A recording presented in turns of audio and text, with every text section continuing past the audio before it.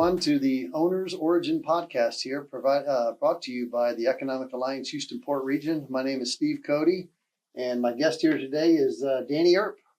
Danny, welcome aboard. Thanks, Steve. Appreciate you. Absolutely, absolutely. So, obviously, the big purpose of our podcast here is to talk with different business owners and really get a good understanding as to what were some of the things that helped a business owner like you get started. And obviously, you run a lot of different businesses and things like that. So, and I can't wait to hear more about your story and some of the different things that got you into the business. But why don't we start things off with the fact that telling us about some of the different businesses you own today. Okay. Currently, we own Oates Industries. That's an industrial construction company, work inside the chemical plants and refineries, mostly in Texas.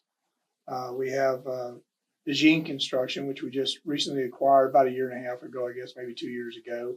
And it basically does the same thing, just has a little bit different clientele. We have a company, Channel Sheet Metal.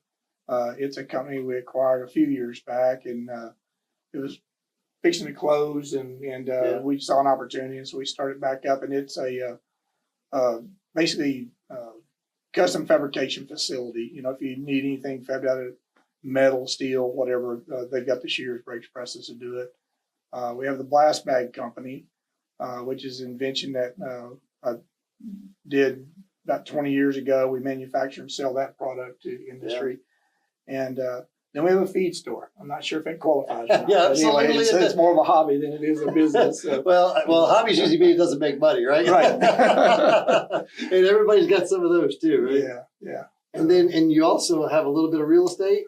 Yeah, we have a couple of, I guess, holding companies, for lack of better words, of some commercial industrial real estate in the area as well. Absolutely. Yeah. Well, that's quite a wide range of different businesses and things like that. So it's going to be really interesting to learn about how you got into some of those different things. And I'm very curious because, you know, it's like some people, you know, as you meet them, are really good in the food industry, or they're really good in, you know, construction, you know, but you know, not so much can carry over into manufacturing or, you know, whatever the case may be. But I didn't say we did it good. We do it. I think you do it pretty good from that standpoint. Well, good deal. So, Danny, where are you from? Where did you grow up? I was born in Warrensburg, Missouri. Missouri, at about 60 miles east of Kansas City, out in the country. Till I was 12 years old. Okay. Just lived out in a farming community. We didn't farm, but we lived on a 1 acre of land in the middle of farming community, and then moved down to Pasadena, Texas, in 1969 when I was 12 years old. Yep. So, and grew up in Pasadena. So did your dad have some work that brought him down here, or what was? Well, kind of interesting. His brother, my uncle, lived down here, and he would come through every 3 or 4 years at Christmas time with a handful of money, and we were starving to death up there, and so he coerced my dad into moving the family down here. What kind of work was he doing? Was he working? He was working for Kellogg Brown Root. Okay. Well, it was actually just Brown and Root. Brown and Root, yeah, exactly, right. Yeah. So just working for them. So. Good deal. And so then your dad, he sees an opportunity and says, "All right, let's go." I mean, and at 12 years old, did you know what was going on more or less, or you just kind of? No. I just knew it took forever to drive down here. You know, so. We didn't really have a place to stay. We got here. We slept on some people that he knew on their floor for a couple of weeks. So I was able to get an apartment. And anyway, kind of then they started up their own small construction company, building prefab steel buildings. Who's that? My dad and my uncle. Really? Yeah. They started their own little business then. Was doing pretty good, but they didn't manage money and had a lot of issues, and finally shut it down after a couple of years. How old were you during that time period? I was 12 through about just 12 through probably a little before 14. So okay, so just when you first came down here, they went ahead and went into business for themselves and stuff. And then what did your dad end up doing after that? Did he just go back to work for Brown and Root? Yeah, well, he worked for a couple of small construction, but wound up going to Brown and Root and staying with Brown and Root for till he retired. Yeah. So I mean, thinking back to then, 12 years old, 12 to 14, it's hard to know what you're taking away. But did anything from the family conversation, the dynamics, or anything set in with you, listening to your parents or anything, or did you not know what was going on? Nah, not really. Didn't really know what was going on. I mean, it's pretty fast. I know we went from a school of 10 kids in our class to a school that they ring a bell and you go from class to class. Yeah. And it was a huge, You huge jump up change from in going life. from Missouri down to here. Yeah, we went to little. As a matter of fact, the school was named Farmers Elementary, and there was four teachers in the whole school that taught 8 classes. Wow. And so very small, where everybody knew everybody. Down here, where it was thrown into a big pile. Well, and I'll tell you, our stories relate because actually my parents moved down from Connecticut. I was about 10 years old. Same thing. You went into one classroom and all your stuff was in one. Come down here, I got thrown at Jackson Intermediate, and it's like going from class to class, and you're just like, oh my goodness, what's going on here? I went to Southmore. Yeah, so it kind of rocks your world a little bit. Yeah. Yeah, it did. Well, good deal. So then, all right. So then, so you graduated from Pasadena High School. College or anything? Did you go to college or? Well, kind of a funny story. We were pretty poor growing up. We weren't. I mean, we had food, we had shelter, and everything. We were fairly poor, and I signed up. I was going to go to Texas Tech, and I was big into drafting and all that kind of stuff. And then going down meeting with the counselors, and something came up, and she said something about paying money or something. And I'm like, well, that ain't gonna work for me. So anyway, so I just stopped and went to work. So yeah, because I mean, if your mom and dad didn't go to college, right? No. They weren't really, and yeah, mine either. So they're not really guiding you or anything. You just go apply. You're like, this is what I like to do, and then all of a sudden realize it costs money. Yeah, no, there was never talk of college in our family. So yep. And so then you graduate. You realize you're not going to Texas State. So then where did you go land your first job at? Well, as a 17-year-old, when I graduated, I started building prefab steel buildings because I wasn't old enough to work in the plants. Okay. And then as soon as I turned 18, well, then I was able to get on with Brown & Root at the Shielder Park facility. Did your dad help you get a job out there? He kind of did, I guess. He was actually working in another facility, but the Boilermaker superintendent, they had worked together, so he knew me. So when I applied, he gave me a job. Yeah. Good deal. What was that like? It paid better than I was making hanging out on a metal building. So absolutely, yeah. It was good. It was it was before all the safety and all the human resource stuff and everything. Yep. So it was an interesting world back then. But I liked it. It was good. This is about what, 1975? 76. 76. Yeah. Good deal. And so okay, so then you're working out at Brown & Root. You're working on boilers, right, and everything. I was in the iron hanging crew of the Boilermakers. Okay. And so we hung all the steel for all the furnaces. That was our first task, and we went through and did all that, and then came back and they assigned us a couple of furnaces to go ahead and dress out, put the tubes and the exchangers and do all that kind of stuff. Finish dressing out the entire furnace in. Did any and all that work seem hard? Did it seem straightforward? What was that like to you in terms of? I mean, some people pick up on things and have to figure out a knack of things, or others it's just a job. But what were you seeing when you were doing that kind of work?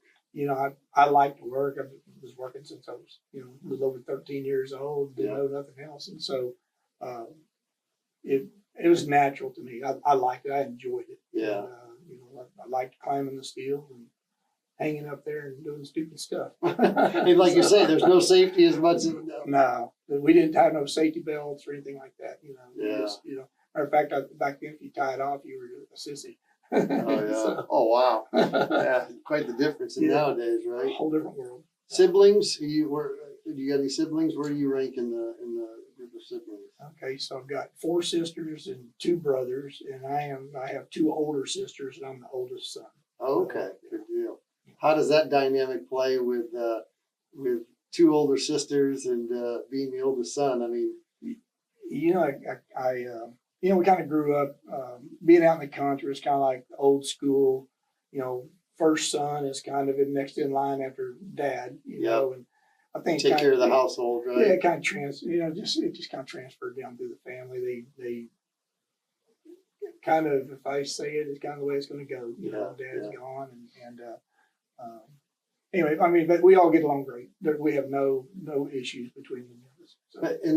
And so that was pretty well expected then, without really having to say much, and so that this way, whenever your dad was gone, yeah, if your mom looked at you as, okay, you're the man of the house. Well, actually, she passed first, but the brothers and sisters, it kind of was a natural deal to where, I mean, now they're all grown men, grown Yeah, women, yeah, so, yeah, yeah, yeah. Of course. but they still kind of, we get together, they, for whatever reason, they listen, good, bad, or indifferent. So, yeah.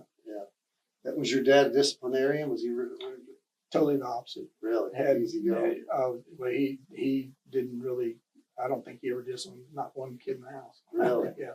Now, mom would wear a belt out on you. Yeah. but no, he never. He didn't do anything. Who is the bigger mentor to you? Who kind of shaped you and your how you thought things through, or how you saw things? How did you look at the two and get what you get from each of them? I guess one thing I got from my dad was basically absolute honesty. Yeah. He I remember one time, I shouldn't even say this, but my mother got an extra $5 or extra couple of dollars from a drive-through, like a Jack in the Box or a Whataburger or something like that. And she came home, she said something about it, and he made her get in the car and take that $5 back, because he's like, that poor person, probably that the checkout lady probably had to put that money out of her pocket in that till. So absolutely, now you got to take it back. And I mean, he wasn't perfect in a lot of ways, like none of us are. But I think that's probably in the work ethic. He always went to work. And so you remembered that then. So were you in the car whenever that happened? And then... I was at the house whenever she came in talking about it. Oh. And remember him making her, take it back. And it wasn't like she was doing anything bad. I mean, most people would keep the $5, yeah. I guess.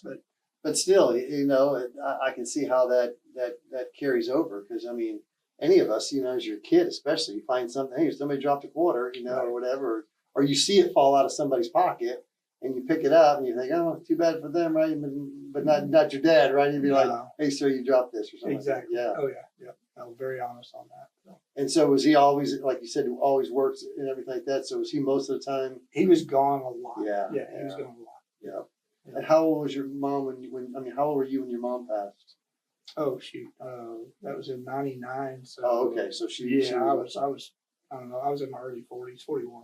So what did she teach you growing up? Well, so she was a disciplinarian, you said. So your dad doesn't discipline anybody, but then your mom breaks out the belt. Yeah, she and not like in a bad way. No, but for a lot of young people nowadays, they're thinking what, but you and I, yeah. Oh, that was normal back then. Exactly. It was almost expected, but no, she was a little bit different. She loved her kids, but again, we were poor, and so. She struggled with money and everything real bad. So did she manage the money, or did your dad manage the money? Neither one of them did. They were horrible with money. Both really? Of them were. Yeah, both of them was really horrible with money, and she was given an allowance to go buy groceries with and pay bills, and kind of had to make do. And he did his thing. So we weren't the family go on picnic family. Yeah. Well. Yeah. I mean, and again, when you don't have a lot, I mean, like you said, you still have shelter and food and everything, but still, I mean, it's definitely a blue collar, working class, make ends meet, and not into various other little faults like that, managing money, a lot of times, growing up, you don't get taught that, right? I mean, and you kind of learn as you go, and then when you got kids, you got a lot of costs and things like that. So, yeah. So, okay. So you're out at Brown and Root. You're hanging boilers and setting stuff up for what facilities out here, right? Some of the different. Yeah, at the Shell Deer Park facility out there. In Olefins, the new Olefins plant that was built in the late 70s, early 80s. So when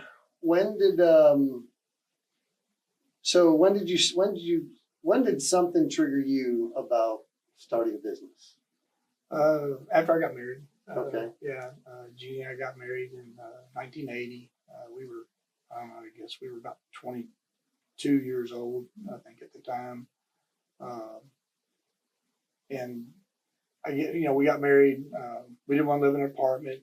Jeannie was kind of the catalyst for the money. She was very good at managing money. I wasn't. Okay. I was lousy at managing money, frankly. I spent everything I made. Yep. Okay. Yep. But I always did it on. I didn't go out partying or nothing like that. It was always bought a car, bought a boat, bought a motorcycle. You know, but I spent everything. I had to work 40 hours a week to make do. Yep. So. Which is very normal, Danny. Yeah. One of the statistics that for Southeast Harris County is it has the second highest disposable income in the Houston area. You know, second to like River Oaks. Oh wow. River Oaks makes so much money that they have a lot of disposable income, obviously. But then you come over to Southeast Harris County because of plant work, whether you're working in the facilities or for a company, a vendor for the plants. So, you know, I always laugh. A lot of my buddies graduate from Deer Park, whatever, and go to work right away at the plant. And next thing you know, they got a new pickup truck. They, they buy a house. They got a boat. They got all the things you're talking about. So it's like absolutely what we're used to around here, right? Been there, done that. Yeah. So okay. So then, yeah. So you're having to work 40 hours a week, but you got a lot of nice toys and things like that. Now you meet Jeannie. Yeah. And Jeannie's thinking, what? There's a whole lot more we can do, right? Yeah. She's thinking you're going to get out of debt before you marry me, and so she worked. She actually took my checkbook away from me, and she paid my bills and paid off everything I had based off of what I was making. I know. And so we were married about a year, and she felt like it was a good time to buy a house, and so. What year was that? It was in 1981, between 81 and 82. Okay. 81, okay. 82. So recession deal is already kind of coming out of that, right? Because that was 80, right? When we had. I just remember interest rates were about 12%. Yeah. Variable. You couldn't get it fixed. Golly. And I think our interest rate went up like 15%. Wow. And then it kind of capped out there and started coming back down. Yeah. And so. Where did she work at? Where did Jeannie work? She started out working at the city of LaPorte, municipal court down there, and then moved over to accounting. Then at that time, she was actually working for a CPA firm in Pasadena. So she was working in accounting. So she's known taxes, she's known accounting. Yeah. And she's already understands, how to balance a checkbook and everything. Oh yeah, she's very good at that. Yeah. So okay, so then you guys decide to buy a house. She's got the debt cleared off. You guys get married and all that kind of stuff. Then what? What led you? And what was your first business? Because I think you said in our conversation prior that you've actually had a few other businesses that you've already sold off. But what was your first business? What kind of triggered you getting actually considering? Well, actually, I watched my dad have to move the family to different states to follow construction, new construction. I stayed on a maintenance project after following new construction a little bit. I stayed on maintenance, wanted the stability and everything. And so anyway, we bought the house. Shortly after we bought the house, a couple of years, about 2 years probably after we bought the house, some issues with a promotion for her work. She said, I want to start my own business. So she started her own accounting practice and did that. Well, about the same time, we were looking at ways to make more money. But, I was bringing home about $300 a week from Brown and Root. And basically it took almost my whole month checks to make the house payment. Yeah. And then we, lived off of hers, which we were fine. Everything was good.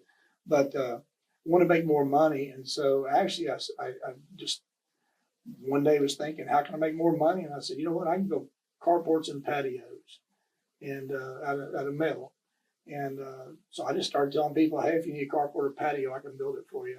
I guess, have you built one? No. That's fantastic. No, well, it took me 9 before I actually made money on one. Okay. I lost money on the first 8 that I built.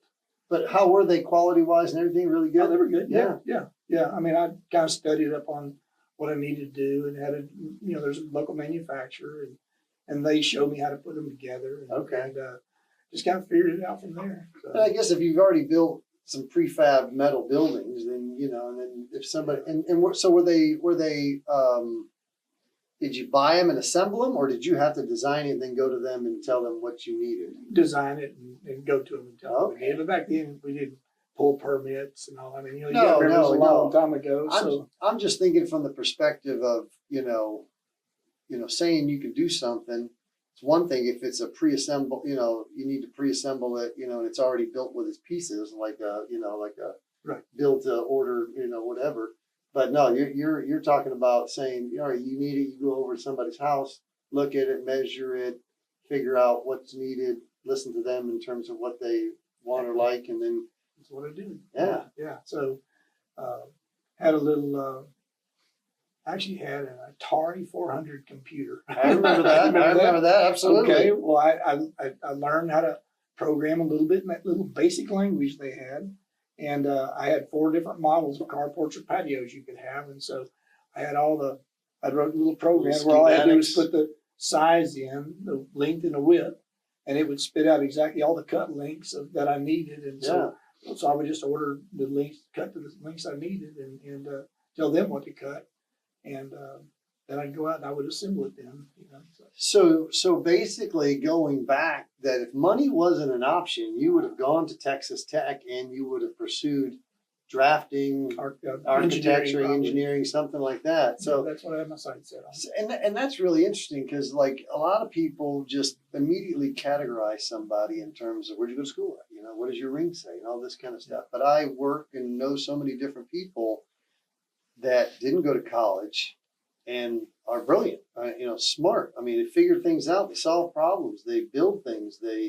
And so to your point, I mean, probably the only reason why you don't have a degree in general is just couldn't afford it. Yeah, exactly right. Yeah. And you go back even to that time frame. I don't think all the college grants and all that were as readily available as they are now. Now it's like, who can't, if you can't go to college, it's because you don't want to, because I think you can almost apply and get it unless you're just, but either way. No, that's really interesting because that stuck with me whenever you said you were wanting to go and you said drafting and couldn't afford it. And then here you are designing your, carports. Honestly, I don't even know if I was disciplined enough anyway. I think I hold the record for starting San Jack College and dropping out. So, well, yeah. On night school. Well, who knows? I mean, but when you go off to Lubbock and there's not much else to do out there. So you can, I think that's where I think a lot of their degrees done with. So it takes you, so you get to your 9th one finally. And how many was Jeannie going to give to you before you, She was pretty much done. Yeah, so finally you make money on one. Yeah. And then where did that lead to? I mean, did you end up building 100 of those, or did that go to something else? Or well, we built a lot of them for several years. It kind of morphed a little bit to where I was doing storm windows and carports and patios, doing both. And doing this on the weekends, I guess. Was doing on weekends, yeah. And so built a lot up around Brenham. Her father-in-law, Jeannie's father-in-law, was my father-in-law was a insurance salesman up there, and so he was real well known in the Brenham area, and so we would load up 3 or 4 carports and patios on a weekend and drive up there, and she'd visit with mom and with her mother, and you'd go out there and we'd go out there and build carports and patios. Did you have employees at the time and stuff? No, we did it. No, you did it yourself. My father-in-law and myself. We did. We would, believe it or not, we would build it on the ground because that made out of aluminum. We'd build them on the ground and we'd tell Jeannie and her mama what time to come by. And we would pick it up in there and they'd set ladders underneath it for us so we could put the posts up underneath it. How funny. And that's what we did. So that's good. So, I don't know, did that for, I don't even know how many years, lots of years. And I was, we'd make a few $100s on the weekend. Yep. But remember, I was only making about 300, bringing home about 300 a week with Brian Root at the time. And so I was making 200 or 300 on the weekend. Just doing that? Yeah, doing that. So you almost doubled your pay. Yeah. But it wasn't every weekend. Yeah. But still. So, and then, I don't know, one day I was just sitting there thinking, I said, I got to figure out a way to make it thousands of dollars. Hundreds is nice, but I need to figure out how to make thousands. And so Jeannie and I was talking. I said, you know what? I used to build prefab steel buildings. I'm going to see if I can start building some prefab steel buildings. And so then it sort of morphed into that. So then I stopped building carports and patios and kind of just spread the word that I built prefab steel buildings. And one of Jeannie's clients, a very good client of hers, fairly wealthy man by our standards anyway. And he found out about it, and so he hired me every year to build 1 or 2 buildings for him over the course of usually at least one a year. Yep. He would have me come build it for him, and so then I had signs made, and the other people would call, and so then we just started building metal buildings on the weekends. And So you knew all the metal side of it, but then what about the foundation and all that kind of stuff? believe it or not, we did it. My Really? brother Roger, he and I was out there. We would dig the ditches. We would tie all the rebar. We'd set all the forms. Really? Then we would hire day finishers to come in and actually pour the concrete and finish it. And we did every one of the buildings together. So you framed it. Yeah, you did all that. We did everything. Wow, that's pretty good. And so was he your only client, or did you have a few different? No, we had lots of others. He was one that would do one just about every single year. So. And you're still working at Brown and Root at the same time too. Yes. Yeah. Okay. And so then, as you're doing that, then I mean, obviously not satisfied, right? I mean, or and what's driving making more money? You want to buy more toys, or what's? Honestly, the whole thing started to hold. Well, one was making a little bit more money, but then it really was a lot about not wanting to be. I saw my dad tied to have to move when the projects moved. Yeah, and then you went to maintenance. I didn't want to be tied to one source of income.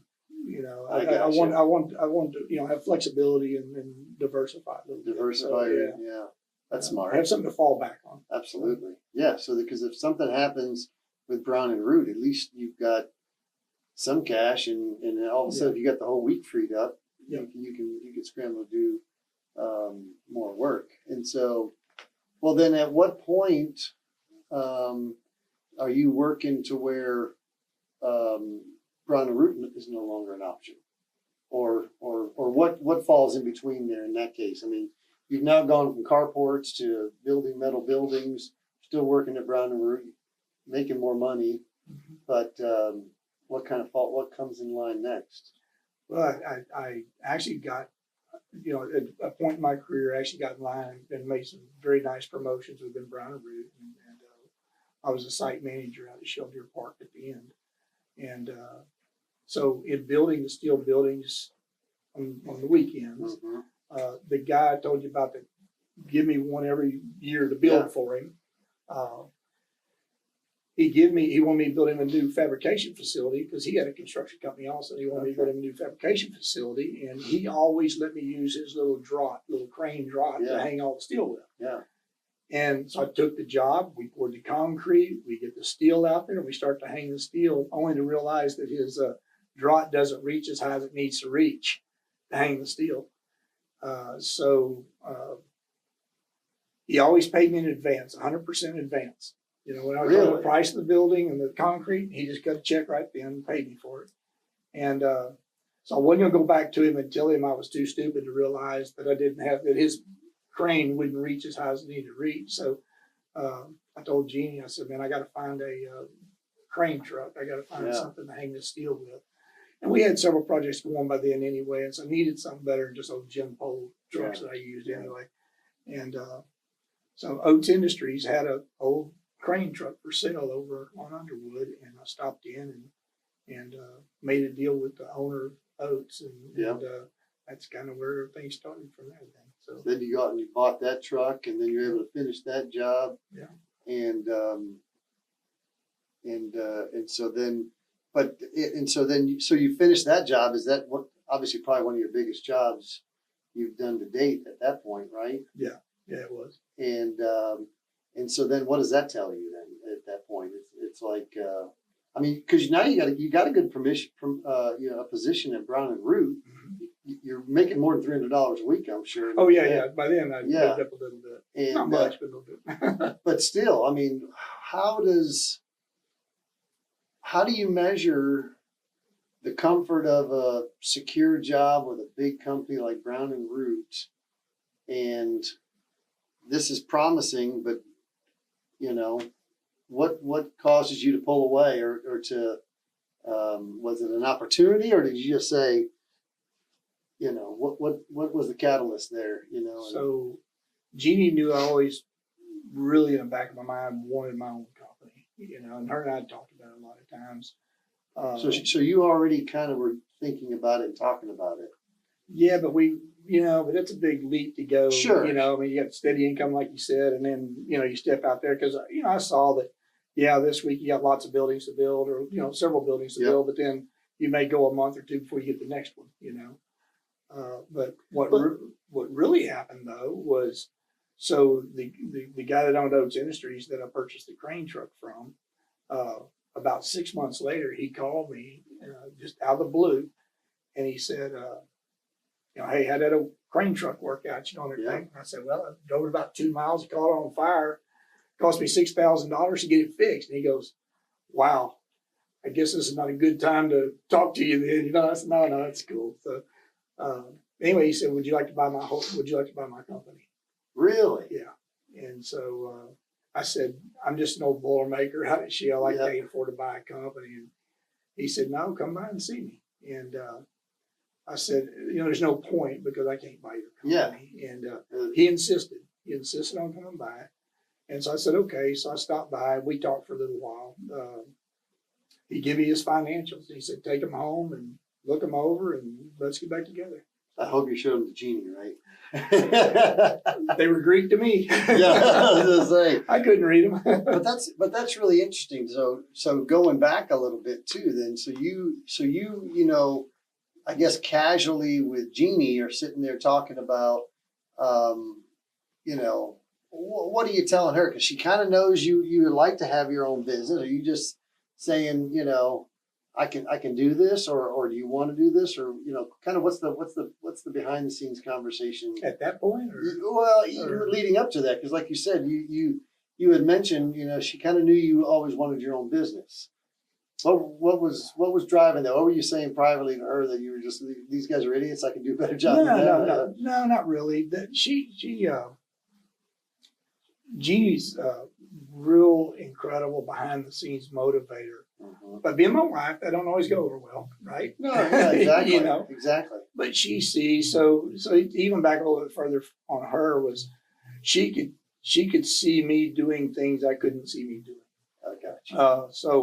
So whenever I was a maid foreman, I'd always say stuff like, well, I'll never be a general foreman, and so then I made general foreman. And I'd say, I'll never make a superintendent. Well, one year superintendents back then wore gold hats, and it's going to sound kind of corny probably, but she bought me a gold hat, gold hard hat for, it's just painted, but for Christmas or birthday or something. She said, you're going to do this one day, and sure enough, several years down the road, I achieved that goal. And so she could just kind of see things or, pushed, to go down those directions. Danny, it's a huge deal, though. I'll tell you. I mean, in my opinion, forest from the trees, right? A lot of times, either and for whatever reason, head trash. Maybe even though consciously you didn't see the failure of your dad's business when you're 12 to 14 years old, but maybe subconsciously you did, and we don't never know what gives us the head trash we have, but it's always amazing to get to find a soulmate, a spouse, a significant other that sees all the true potential that we have, and they know how to say certain things and nudge and get you out there. And I thought that's a fantastic story for her to have bought you a gold hard hat years before that you achieved that, and then now as you reflect back on that, I mean, my goodness, kudos to her, and seeing all that and pushing you along that way. So now you get a copy of the financials. You go back home to Jeannie. What's that conversation like? What is she saying? It was actually very good. She took a look at it, and basically her comment was, hey, we're just buying the company for what it's worth. It's worth that. She said, worst the case that can happen is you don't make it, and you have to go back to work for Brown Root. Yeah. At the time I was right at 25 years with Brown and Root. My points and years of service, I was less than 6 months from being able to technically retire from Brown and Root, but there was no benefit for retirement. Yeah. But I could say I could leave at that point in time and say I retired from them. And she's like, if you want to do it, I think this is your opportunity. You should do it. So. And I guess from her perspective, well, from your perspective, listening to her say that, knowing financially, if she's comfortable with it, she's not going to say we ought to do it and jeopardize anything that y'all have built up at that point. So that's kind of reassuring, right? Well, it kind of was. Her belief in me, it was amazing, and it was the catalyst. Yeah. But then the next thing was okay, where do we get the money to buy from? Who do we know in banking and stuff like that? So how did you get the money? We actually, she had, worked hard to make sure we had our house paid off at a very young age. Oh, that's so I think when we were 32, our house was actually paid for. And we literally mortgaged our house, took all of our savings just to make the down payment on the company. Yep. And so she had a lot of blind, or faith in me, and I was the blind probably, but she like, we'll be fine, just do it. And well, anyway, so we hocked our house, mortgaged our house, and took our savings, and we made the down payment on the company. And so the operation of Oates at that time, and what you did at Brown and Root, was it more in the same, or how different was the work that for you to, in other words, to take that dive? It was different. So Oates at the time was a roofing company, industrial roofing company. Yeah. They worked in the plants, but they had contracts in. I mean, I'm gonna say all the plants. I mean, it was most of the plants around. They had contracts in to do their roofing. And what I saw it as, there had been a prior thing that had happened a couple of 2 or 3 years before, where I had a large capital workforce out at for Brown and Root at a shelter facility I was at, and I was always getting asked from other plant managers if they could borrow some of my people to do small cap projects. So I went to our vice president at the time, and I pitched the idea to him to let me take that group out on the 225 and do small cap projects in all the plants. At the time, Brown Root pretty much dominated the maintenance market and the capital projects up and down the ship channel. And there was reasons, but he said, no, we're not interested in doing that. We just don't want to do that. And so with Oates, that's one of the things that intrigued me, because I didn't know anything about built up roofing or anything like that. Metal roofing, you did prefab metal building. But the built up is the flat layers. And they had that at my parents' donut shop. Okay. Leaked always too. Oh, really? Constant work for you. That's what I thought. I thought these guys never try to fix this thing right. There's always a leak. But actually, if they fix it right, it's actually a great roof. But they got to fix it right. I'm sure. But we should have called Oates. Yeah, we should have called Oates. But no, so I saw it as a way of actually doing what I wanted to do with Brown and Root, actually doing it on my own, then to transform Oates into a full-blown general contractor and not just a roofing company. Yep. So I mean, you had the labor, you had the skill set. I mean, from Brown and Root, it's just now you're going to do small cap. Yeah. And it's an area that you're not going to compete with them on. Right. What was their reaction when you said you were? Did you just say you were leaving, or did you tell them, "Hey, I'm leaving. I'm taking this company. I'm going to own this company"? I mean, I told them that I bought a company and that I was going to be leaving, but I would stay on as long as I need to stay on to make a good transition. I mean, Brown Root was good to me. Kellogg Brown Root was good to me. I raised my family off of it, and so I literally bought the company like November, and I stayed. I didn't actually get to the company until February of the next year. Okay. So it took several months to transition, then get a new project manager in, and transition over. They appreciated that. Yeah. Oh yeah. Sometimes we were good. We're still good friends. Yeah. Yeah. Well, I mean, sometimes you just don't know with companies like Brown and Root that are fairly big and they're bureaucratic, and whoever you're working for may appreciate it, but then the rest of the company hate you for it. I don't know, Right, but right. in that case. And so you leave, yeah, you give them 3 months roughly for the most part, and you hit the ground running. What was that like? Was it everything you planned out and imagined, or? I'd like to say that, but no. I mean, it was hard work. I mean, Yeah. You always wonder where the next job's going to come from. But by them being in all the plants, went around and met all the clients and told them what we were doing. Still, most of them only used us for roofing for the most part for a long time. Yeah. But slowly, then they let us start building buildings in the plants, especially Yep. prefab steel buildings. So Yep. they start building those. And our reputation grew a little more. We got into concrete, started pouring concrete. And every year I try to add another division. Yeah. Because, I mean, small, you can't afford to hire everybody and bring everybody in because cash flow. But, And what was the reason why Oates was selling in the first place? Why was that opportunity? It's a pretty good run company and everything like that. What was the reason? The gentleman on it was state legislator. And so he would go away to session, every 2 years or something like that. And so, sessions going on. yeah, so during that period of time, what he told me, and I don't know, but what he conveyed to me was during that time, the company would go down because the manager he had running just didn't run like he would. Yep. So it was up and down all the time, and he was just tired of fighting it. So. Yeah, everybody.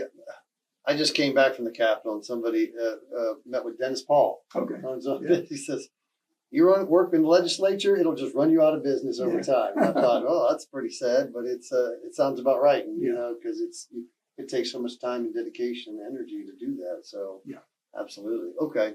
So now you're out. You've I mean, what were some of the biggest hurdles right out of the gates? That, I mean, obviously, you're trying to find the next job and everything.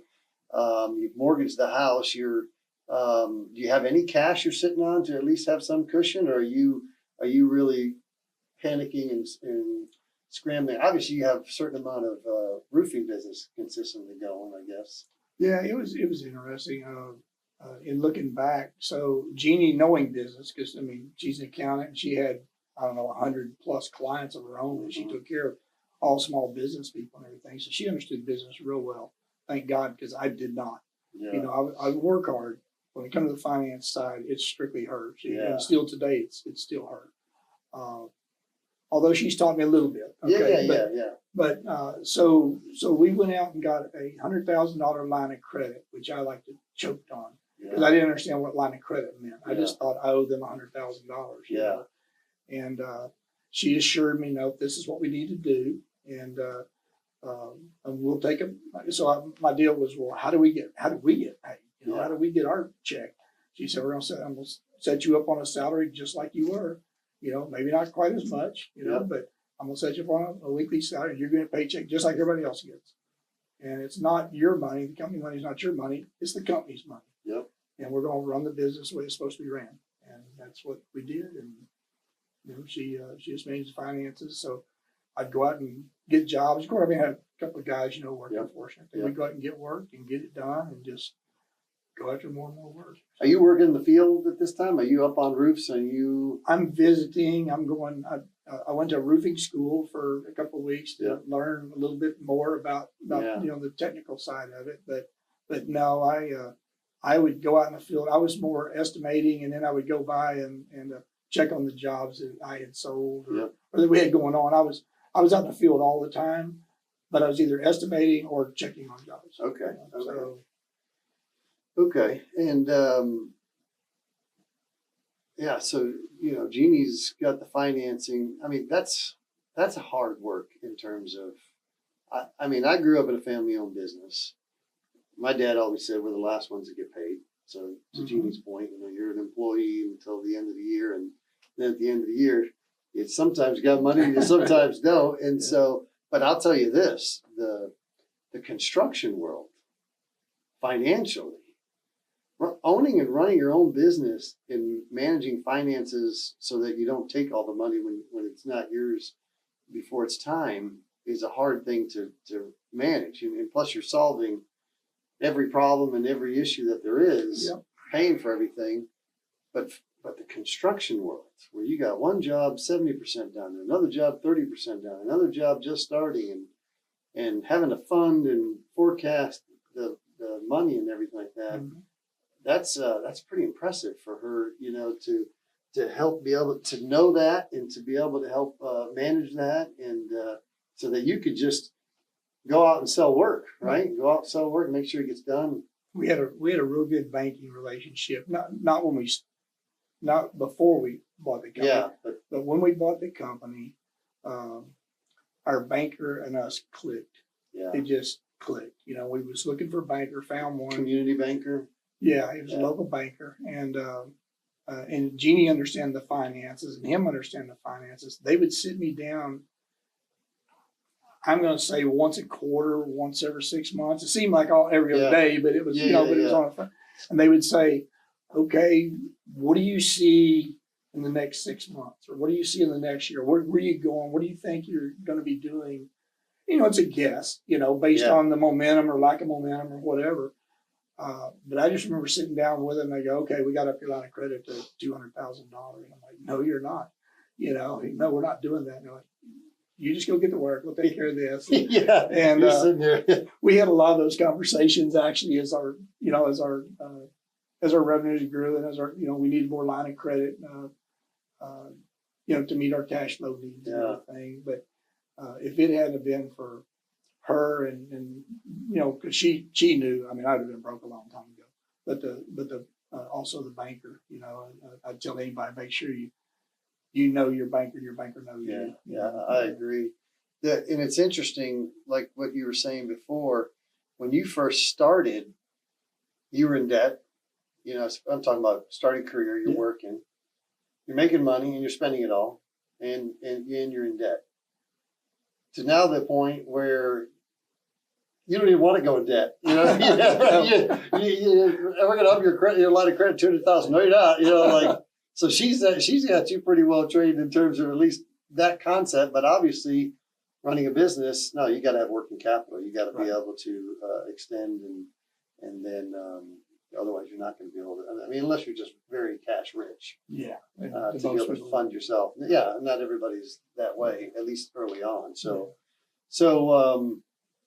how are things going? How many, any hiccups? I mean, as you're going along, what's one of the first, major big things maybe you ran into that was a major setback as you're. Somewhere around 2008, I guess, was our first, I guess, it had to do with the economy. I don't remember all the details. 2008 was a big, Was it? Okay, so in around 2008, we were rocking along real good. I don't know. I think we had somewhere in the neighborhood of 120 employees at that time in that company. And things just kind of started coming unwound as far as work coming in. And I don't remember all the details. All I know is pretty much overnight, I had to go from around 120 employees down to like 45 or something like that. I mean, just real fast. You had to lay people off. Oh yeah, devastating to a lot of people. But an old banker that we actually both knew. I had met him one time when I first bought Oates. I had the opportunity to have an audience with him, and he gave me a piece of advice I'd never forgot. I hoped I'd never have to use it, but he told me that he said, as a young man in your first real business, because I had real employees now. He said, the biggest mistake I've ever seen with people like you is that you'll hire your friends and your family when things are good.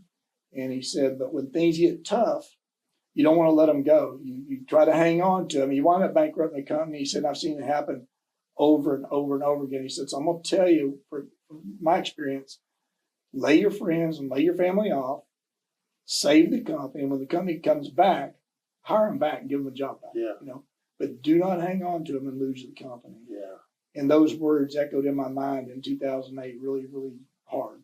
That's, I mean, in my world, I've always called that a strategic risk. What can impact the value of the company, and your advisors around you, bankers, lawyers, CPA, they've got to know your business well, and they've got to be able to give you advice that you can carry on and make sound business decisions based on their experience, so that you don't fall into those kind of traps. Yeah. And so, okay. So you had to lay off all those people, and did it recover? Yeah. Matter of fact, I want to say, because we also took a 10% wage reduction on everybody. We gave everybody that stayed. Mm-hmm. Everybody had to cut their salaries and their wages by 10%. And by the end of the year, we'd recovered enough. We were able to give everybody bonuses for what it had cost them over the course of the year. Yep. We were able to make everybody whole and then some. That's fantastic. But it was a tough deal. But I'm gonna tell you, even though the banker had told me that, Jeannie on the financial side, she sees it, and so she pushes me hard to do the right thing, Kind of like your dad. Yeah. She knows what needs to be done, and I just have to execute it. Yep. So I don't like it, and sometimes we have words over it, but she's right on those respects. So. Yep. So going back, so we jumped all the way to 2008 before you had to have that massive layoff, but going back as you've got Oates humming along and everything, at what point did you start getting into the next area of business? Because you rattled off a whole bunch of different things, so I'm kind of curious as to, I would think Oates is a handful enough as it is, but what did you start dabbling into next? I guess probably Blast Bag was, no. There's a company, a metal decking company, Oates Metal Decking Company, and we had the opportunity. Had a gentleman stop in one day and say he wanted me to start the company selling metal decking. Mm-hmm. I thought he was nuts, and anyway, after some research and everything, we decided to go ahead and do it. And I had a partner on that, same person I bought Oates from. Okay. And so I asked him, I said, what do you think? So I think it's a good deal. And I said, good enough that you'll be my partner and you kind of help manage that while I'm doing the other side of the house. And he said, yeah. So we named it Oates Metal Decking. That way we only had one receptionist, so she could answer the phone saying Oates. And then if they asked for decking, they go to decking. If they went to construction, we send over to the construction side. Efficiency, so, right there. That's right. And so we started that real slow. It wasn't a huge undertaking. And this guy that asked you to start it, he was a potential client, or he was somebody that wanted to get in with you and work with you? He actually worked for a competitor to Oates. Okay. And he had a falling out with that owner. Okay. And he was their salesperson for that. And so we moved him over, set him up, gave him a phone and a desk, and let him go to town. So okay. And then somewhere along there, probably within a year or so of that, I was having a discussion with a friend of mine about hydroblasting exchangers and things like that out in the plant, and there needs to be a better way of containing the device, containing the debris and everything. And me and him had a lot of discussion about it, and I thought, we did always have those issues and everything, and so just decided to try to build a containment device, and so that's where the Blast Bag company was born at, and so we started doing a lot of research on that. I hired a friend of mine to help me find the equipment because they didn't have equipment because nobody made that product. Yeah, and so we found similar stuff that we thought worked, and then we had was able to contact a company, start building a specialized equipment, and we just kind of went from there, and things kind of design changes, and had to deal with patents, which are just out of this world expensive. Oh, yeah. And so started that company. Yeah, that's quite the challenging name, Blast Bag. Yeah. First time I heard that, I thought to myself, you built a bag that could contain an explosion? That's the first thing, a blast bag. It's like, no, it's, it's sandblasting or, hydroblasting, And I thought, oh, I got you. So, so essentially you put those bags on the end of the pipes and exchangers, and then and then this way y'all can just work on one end of it, and then the other end is capturing everything. It's not spraying all over the facility. You don't have to clean it all up, and Right. Yeah, it just keeps the mess down. It's a lot safer, cleaner, and everything. So. And yeah, in that company, you have partners in that, or is that's No, solely yours? It's And, still yours. and again, it goes back to the drafting, design. Right from the time you graduated high school, you knew kind of what you like to tinker with, right? Essentially, design, draft. Not really, but Well, but I mean, I did. I like doing that, but I don't know. Just look. Just the opportunities kind of step in front of you. You make a decision to go after it. So. Yeah. But it's required on multiple occasions, some design or some. Oh yes, I'm sorry. Yeah. So, and that's what I mean. And you knew that Yeah. going out of high school that, you want to go to Texas Tech and Right. get into drafting or design, architecture, engineering. And so it's interesting now starting to see some of the different business opportunities that are coming your way. It takes a little of that design, because that's what I'm kind of fishing for. Is what is your unique ability? What is it that that makes the businesses you have successful, and what did it take from you in order to do that? And so that one keeps popping up in that capacity. So so you got Blast Bag. Is that a hard business to promote and everything, or because you're not just using the product yourself, right? You're selling that. No, yeah.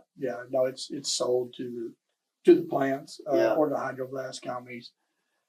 The plants pretty much force the hydroblast companies to use it because it cuts their revenue stream by about 35%.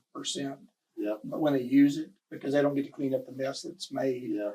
But there a lot of them are getting on board, and it's been a good run. It's been interesting. It's been a kind of a fun project. And you started that company when? Oh, I think probably around 2004, 2005, somewhere on there. And then you mentioned Channel Sheet Metal. How did that one come about? What was the opportunity there? Well, actually, there was one in between there. Even it was a playing and scheduling company. Turnarounds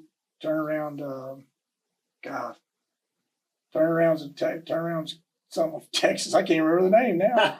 Turnaround Group of Texas. That's what it was. Turnaround Group of Texas. Had an old manager I used to work for actually contact me one day and said, "Hey, I want you to buy this little company and I'm going to run it, and we're going to build a turnaround planning and scheduling group." Yeah. And I said, okay. I got with Jeannie, and Jeannie knew him real well. I wasn't too high on the idea, but Jeannie was real high on the idea. She believed in him a lot, and so I. What year is this? Around 2005, 2006. Okay, probably somewhere around there. Everything was like a year or two in between. Seems like back at the time. So you ran right through the 90s basically with just Oates. The 2000s. Okay. 2000s, yeah. Okay. The 2000s. So we bought Oates in 2002. Okay, Yeah. That's what it is. All right, good deal. Yeah, and you're Brown and Root all the way up until yeah. Okay. And so we bought the company, and he ran the company, and he had full discretion to do it. And actually, believe it or not, our deal was actually just written on a piece of paper. Really? We didn't need lawyers to draw up and stuff like that. We wrote on a piece of paper, and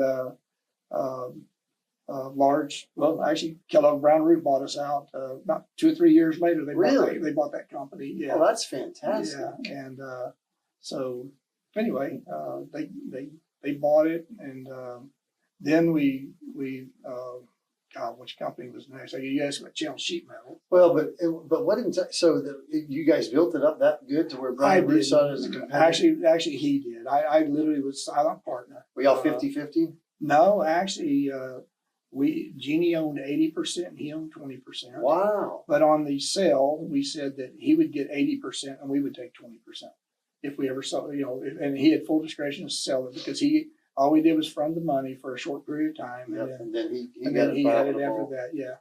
He ran with it. Did an awesome job. Fantastic. Yeah. So then was Channel Sheet Metal next?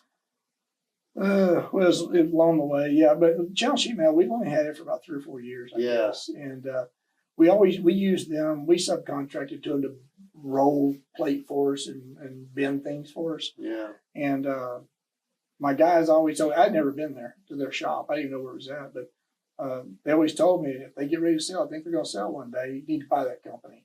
And so anyway, I got word one day, one of them come to me and said, hey, they're closing down and they're going to sell the property. At the time, Jeannie and I was acquiring different commercial properties. We were invested in those. And so I got in touch with their attorney actually and said, hey, I want to purchase the building and the property and all the equipment. And I plan on moving the equipment over to Oates. Yeah. And so as negotiations went on, discussions went on, there was a few little hiccups along the way. And at the end of the day, I just said, you know what would it cost me just to buy the name and everything? The rights and everything. Yeah, just I'll just buy everything. And so they gave me a price, we agreed on it. And so Jeannie and I talked and I said, I think we can breathe life back into this thing. You know, they got a very good name. They've been in business forever. And so we did. We bought it, opened it back up. They had already sent out notices to all their clients they were shutting down. Oh, boy. And so we had to send notices back out to everybody that know we're starting back up. And what did you do in terms of who's running that? And how did you, how did that make sense that you could breathe life into it? What did you think? Yeah, what made you think that? I don't know. I don't know. Just I just knew they had a name. I knew they had a really good name and they were very well known, and I just couldn't see it not making it. But honestly, if you think I had a plan, I didn't. I really didn't. And again, Jeannie kind of came up with it. We were talking about who was we going to get in. We had it for a few months. We didn't like the way it was being managed and being run, and so we're talking about who to hire. And we got a call from a friend of ours that he was having to cut back and lay off a guy that we knew. Mm-hmm. And she goes, that guy knows. I mean, he can talk to everybody. He's a really good guy, and on and on and on. Yeah. And I said, yeah, but he don't know nothing about this bidding, cheering, construction. She's like, I think he'd be a good hire probably. And I thought about it and I said, you know what? I think you may be right. And so I called and he was getting laid off from our other friend. And I said, hey, I got an opportunity if you want to come up. And he goes, man, I don't know nothing about that, Danny. I said, I know, but really I want you selling. I want you to go out and sell. You can talk to anybody. Go out and sell. Yeah. And so he did. And he got out there and just one of the best things I've ever done probably. And actually, after a year or two, promoted him up to being the general manager over the company. And I'm not sure if he really thanks me for it or not, but he is diehard, loyal, dedicated, and works his tail off to make sure they're successful. Yeah. How many of the original employees did you keep, or we have one left? Oh, really? Yeah. So there was just several things that facilitated us needing to make changes and anyway, so we have one left after all that time. How many employees do you have now? Over there? Overall, yeah. There's only about I think 13 or so, 13, 14 people in that company. They all just work in a shop pretty much, They do a little bit of field installation, but most it's just fabrication shop for specialty stuff. Yeah. So so we bought and sold turnaround of Texas. Mm-hmm. Oates Metal Decking. We sold Oates Metal Decking a couple of years ago to our partner. Yep. So him and his family took that, and we had bought some real estate together. We took the real estate side. He took the Are they on Preston? Or? They are. Yeah. Okay. Yeah. Funny, I was driving down the road the other day. I remember seeing Oates, and I'm like, yeah. So well, that's good. Yeah. So they sold that off now. Any other businesses you bought and sold? Yeah, actually, there was another one. I forgot about that one. Gage Industrial Services. So hydroblasting and vacuum trucks. Okay. And so when did you have that business? Well, we had that one. Don't hold me to it. Probably in the around 2013, 14, somewhere along in there. How long did you have it for?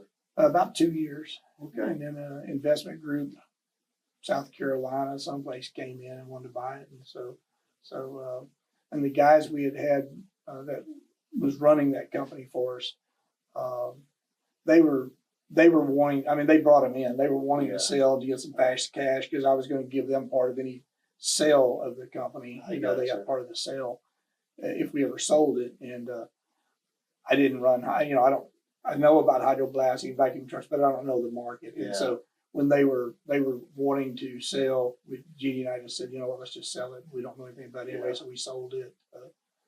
After we had about 2 years, it was growing good. It was doing real well. So What is your feeling about, you know, so many of the different transactions of buying and selling? How is it shaped and changed, you know, your philosophy of owning businesses? Because you obviously haven't stopped. I mean, you still got 4 right now.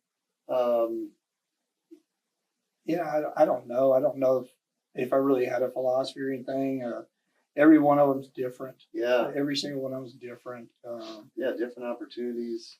Yeah, different. You know, when we purchase companies, we try to keep it as simple, just get it done as possible. When Yeah. you're selling, it's a whole lot more complex. Yeah, You know, all the due diligence everybody wants to do. And where Jeannie and I usually, of course, we usually, if we buy a company, it's because it's down, yeah. you know, and you're needs getting help. Good you know. price and Yeah. yeah, 'cause yeah. And then DeJean. Yeah. How'd that come about? So the owner of DeJean was going to close it down and sell off the assets. Mhm. And we went to lunch, and he told me that he was going to close down and sell off all the assets, and asked me if I wanted to buy the real estate. And I said yes, I wanted to buy the real estate. And asked him how much he wanted for all the assets, or what he was going to do with the assets. He said, I'm going to auction them off. And I said, well, why don't you, if you don't mind, if you don't mind, give him, you know, put together a price for it. Yep. And I might want to buy all the assets. Yeah. And he said, okay. And so he did. There were some issues where we didn't want to buy the stock of the company. And so we actually formed a new venture with a very simple, we kept the DeJean name. Yeah. But we just, we formed a whole new company, DeJean Construction and Inc. And that way we keep all the pretty much signage and everything the same. But it's actually a totally new company. And just use all the assets. And of course, we had to go in and redo all the contracts and all the facilities and everything. And it's different work than Oates. Yeah, they're mostly mechanical and civil, where Oates is pretty much everything they do. Oates pretty much touches everything. They're mostly mechanical and civil right now, anyway. And but they compete in a little bit different market. It's funny, we don't hardly ever cross paths. Yeah. You know, I mean, there's enough plants out there, and they've got, you know, we cross a few, you know, Oates and DeJean crosses in a few places, but not very much. Yep. They just have different clientele. Well, I mean, over all this time from when you started off, you know, in the very beginning to now with all the different transactions and things you've done, I mean, how do you view money now? How do you look at money in terms of? It's a tool. Yeah, it is. It's strictly a tool. You know, it's funny. Does it scare you nearly as much? Because like before, you were afraid to even extend the line of credit more. It's like, you know, they're like there was a bit of a fear there, but I understand it now, I guess. Jeannie, you know, really, she worked with me a lot over the years, got me to understand more about it. I mean, it's a tool to work with. You know, at the end of the day, you can't eat it and you can't take it with you. Yeah. You know, and so that's a good point. Yeah, well, it's just different. I don't know if I really think about it in a bad way. It's funny coming from where I came from to where, you know, we're not all that in a bag of chips, you know, but we do have a little bit different opportunities. It gives us choices, I guess. Yeah, you know, and we're very thankful. Both of us are extremely thankful for the opportunities and you know, what we've accomplished, I guess, to date. So, but how do you view fear now compared to like when you first getting started to now? Is there anything that scares you? Is it believe it or not, it's I think it's more stressful now than it was in the beginning, if you don't know the truth, because you've got a level of security and or what it appears to be security. Yeah. You have a lot to lose. Yeah. Back then, when we started, we didn't really have a lot to lose. That's a good point. But now then, you developed a lifestyle, good, bad, or indifferent. And so it's more like, I think we're more cautious now on what we do and how we do it. Especially, we made a conscious decision about a year or so ago to stop investing and start, really planning for retirement one day. Yeah. So that's changed a little bit of our dynamics on the way we think about things also. And I know you got a strong commitment to the Astros, so that's probably more Jeannie, right? Jeannie has a strong commitment to the Astros, but still, I mean, I always say, work hard, live well, and so take time if you enjoy the Astros or you enjoy cars. So you collect cars and have some nice cars. And so it's like you said, money, you can't eat it and you can't take it with you. But at the same time, you can't work all day and do nothing. I mean, it's, from that standpoint, thinking back on everything as you've been going through stuff, what's a resounding success that is something that maybe surprised you, that has helped motivate you and carry you through, some of the accomplishments you've had or some of the diversity you've done with all the different companies? Is there a success you can tie something to that, because early on we were talking about, some head trash and some hesitation on some things, but now looking back. Wow. I don't know. I mean, I guess it depends on what you define as success to a certain extent. How do you define success? Oh, I think everybody's got it different. I wanted financial freedom. Yep. I don't think we ever will achieve financial freedom per se. I don't think Elon Musk or anybody else achieves financial freedom, but we wanted to have the choices. We wanted a legacy for our son and for our grandchildren. Yeah. And so, we're kind of in the protection mode for all that right now.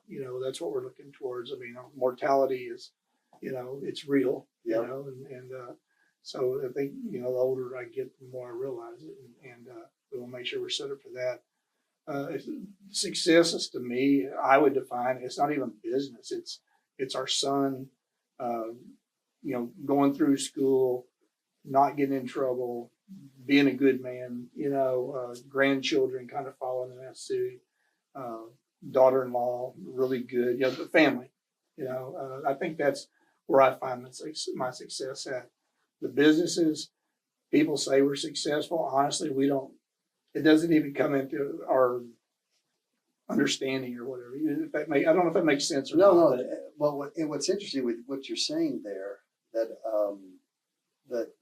we didn't dive into, that is worth commenting on, though, is so a lot of times when you own your own business, for some people, don't have time for family. So obviously that was an important value for you to make time for family, to raise your son, and so that he's got a good upbringing, good solid foundation, and obviously he's doing the same, carrying that over with his family and your grandkids and things like that. So you did. So you did spend. You made it a point. I mean, what did you do? How did you manage work and then be able to fit family in? I just did. If he had an event, if he had whatever events he was in, I just made sure I was there. Yep. And Jeannie's the same. We've always been at everything, whether it's our son, our grandchildren, whatever. We've always just done it, and then we've paid the price for it ourselves. We had to work late, work on weekends, work when he didn't need us to be somewhere. Yeah. I can remember as a young man in college up at Baylor, we would get in the car if he was playing an intramural sport. Yeah. We get in the car in the afternoon, drive up there, then drive back at 1 o'clock in the morning, get up at 5 the next morning, go to work. So that's I know you do a lot of the same things. We we just make it happen. We didn't use work as an excuse. And if you had to give somebody out there some advice in terms of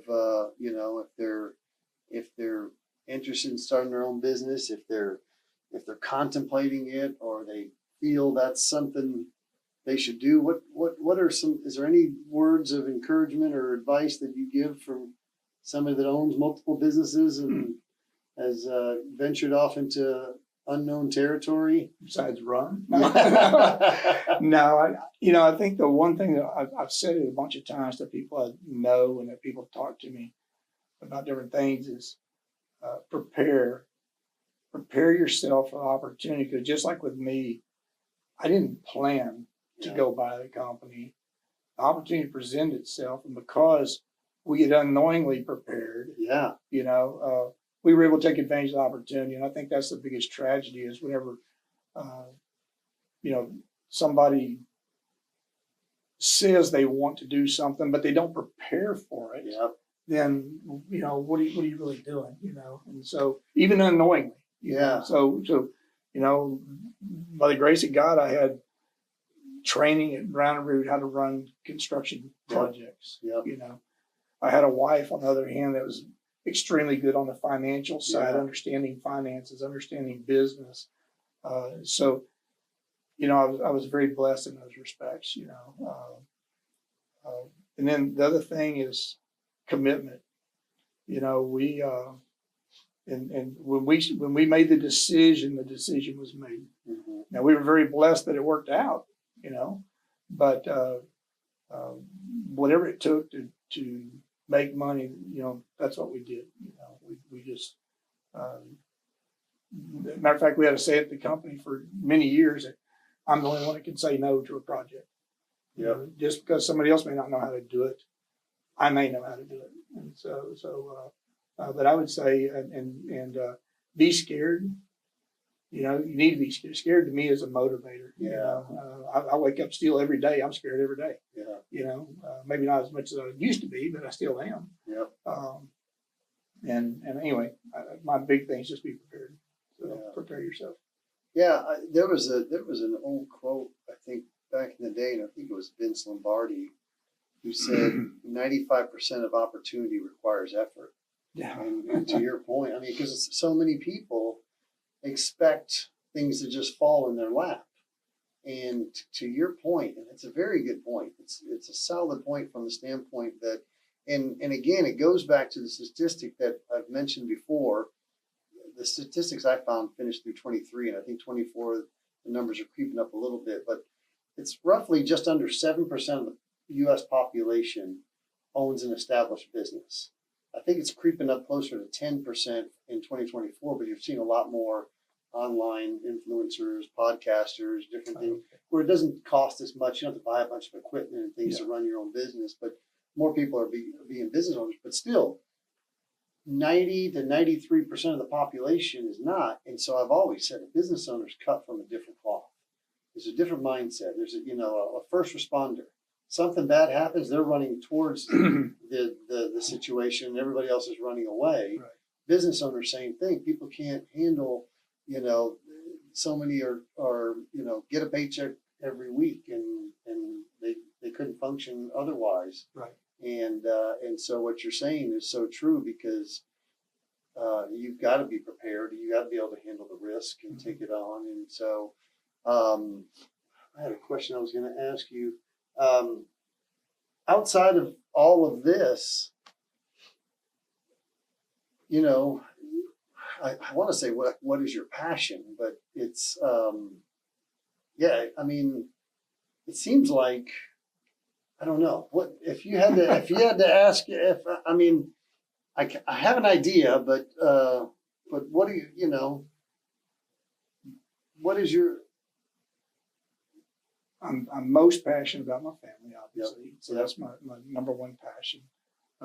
Obviously, I love cars. I love collecting cars. Yeah. I love going and seeing cars. I don't have to collect them. I just love going and seeing cars. Yeah.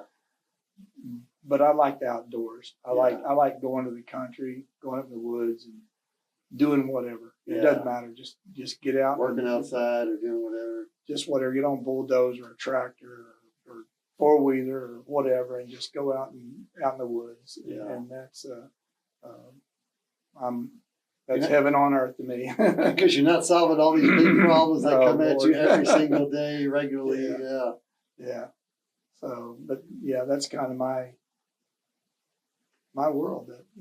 And with all the different companies, does everybody, to some extent, operate autonomously? In other words, have you structured it to where, for the most part, they can run themselves, or do a lot of people need to run a lot of things through you on a regular basis? No. Oates is probably the one that I spend the most time at, and I don't necessarily need to, because mostly at Oates has a lot of contracts. Yeah. As you know, I send Yeah. you for review. Yeah. So they have a lot of contracts and things like that. So I do that. But other than that, no, everybody, all the companies are autonomous. They all run themselves. They all run independently of each other. Yes. We bring them all together at Christmas time. Yeah. And have one big company Christmas dinner, for all the management staff and everything. And then we do individuals for each company then, but the management staff, we bring them all together at one time. I'm just thinking from a management style, I would think some people would be curious of how do you keep up with that? And I was thinking to myself, yeah, I couldn't imagine you having to keep up with every single one. And every time something comes up, they've got to come to you for. Not at all. It's only for contracts only.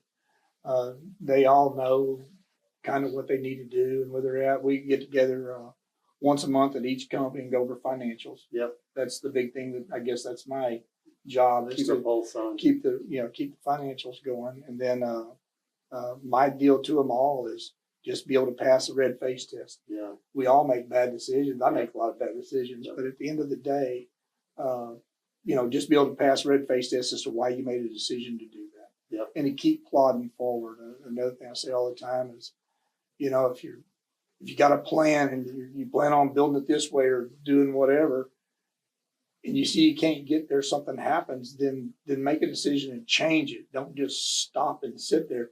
Bring the clients answers to, bring solutions to the problems or questions or whatever. And it's worked well. We're not some massive company. We have a very flat organizational structure, and they're very empowered to make decisions. So they do their own estimates, they do their own management of projects, and then they're responsible for them. So. Have you seen good opportunities for Southeast Harris County, the Houston Ship Channel industry for companies like yours over the next 5 years? Does it look promising, or? Yeah, actually it does. I don't know, 5 years too far for my forecasting, but the next 2 years, I think will be just fine. You never know with, the administration and everything with tariffs and things like that, how that might impact. But our companies are kind of like a lower tier company. We don't go after the $100 million projects and $50 million projects. We go after smaller projects. It's more handled at the plant levels, not with their home office engineering and stuff. And we have a few niche markets that we take care of that helps us a lot also, where we don't have a lot of competition in those areas. I was going to say that's the key too. I mean, because there are a lot of big, giant industrial contractors. I'm on the board for ABC, Associated Builders and Contractors, and Austin Industrial, Zachary, big giant industrial contractors. But to your point from the very beginning, early on, grabbing those small CapEx projects underneath the radar of what Brown and Root wants to deal with, diversifying a company that was already in all the plants doing roofing and everything, but seeing a niche that not a lot of people are going after. And actually, we do work for those companies that you just named. Yeah, exactly. They have us come in and do their smaller portions that they don't really have the skill sets. They could hire them probably, but it's not their core businesses. Exactly. But it's a part of their bigger project. Yep. So, yeah. And the real estate and stuff that you guys own, that's a good diversification as well, because that's the best thing. Exactly, you would say that, yeah. Oh, absolutely, yeah. It's just keeping a tenant in them and keep them in decent shape, Managing commercial properties and things like that. I mean, how does that weigh or measure against owning, your other companies? Oh, shoot, I'd take the real estate any day of the week. Yeah. Yeah, because typically you get long-term leases. Yeah. And so, because we don't do homes and houses Yeah. and things like that. And so we have, long-term contracts, and it costs a lot of money for companies to relocate to another location. You got, all your stationery, your signage, all your publications, advertisements, and everything like that. Yeah. And so it's hard, it costs them a lot of money to relocate. So as long as we take care of the properties and take care of them and take care of the tenants, everything, I love it. Who is the instigator on that in terms of commercial real estate? Was that you or Jeannie or was that one that just fell into your lap and then you guys figured it out and said, hey, this is pretty good. We could. No, we didn't know it would turn out to be as good as it's turned out to be. Yep. Okay. So we didn't plan that.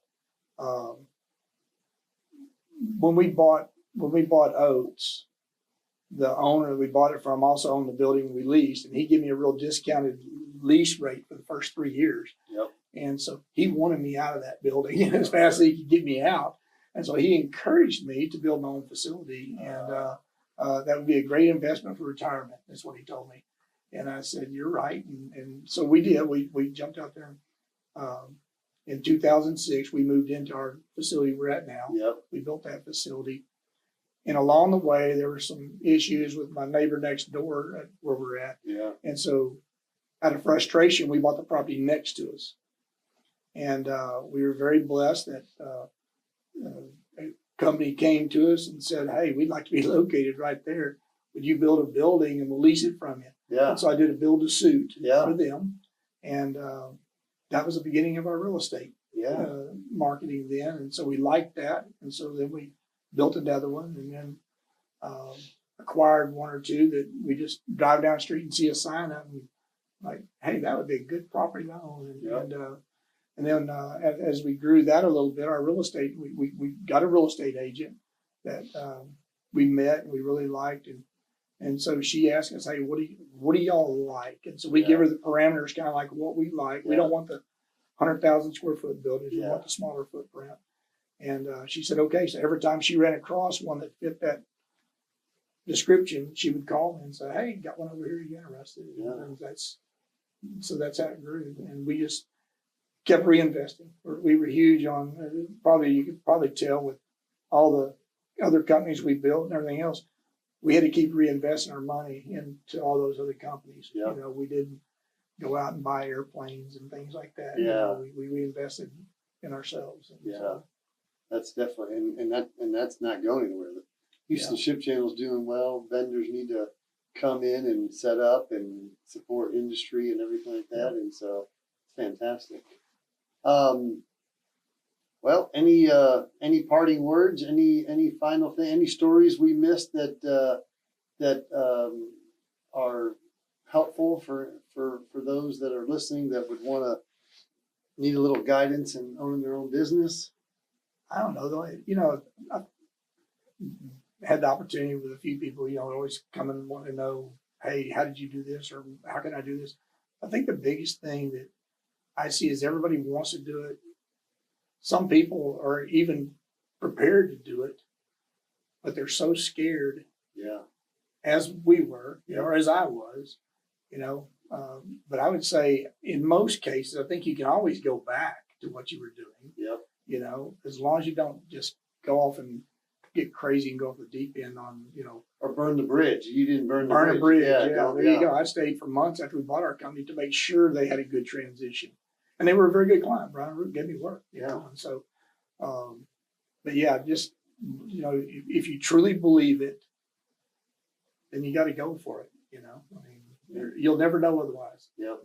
So, but it ain't easy. My family, everybody tells me all the time, well, you can do anything you want because you're the boss. No, you don't get to, as you know. Exactly. When everybody else doesn't want to do it, then you have to do it. So that's the thing that I always laughed.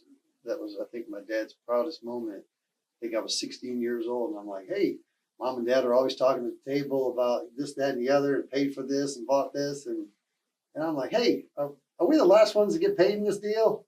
Dad was like, yes, you figured it out. You arrived. Yes, we are the last ones to get paid. It ain't always easy. And so, no, and I think the message that you shared in terms of preparation, even whether it's going to be tomorrow that you have the potential to own the business or 10 years from now, you should be thinking about it and preparing and setting yourself up for it, because you never know when the opportunity is going to hit. And it may not ever hit. It may not. But wouldn't it be a shame if it did and you couldn't do it? Couldn't do it. But I can tell you, also, I just have to say for Jeannie, Yeah.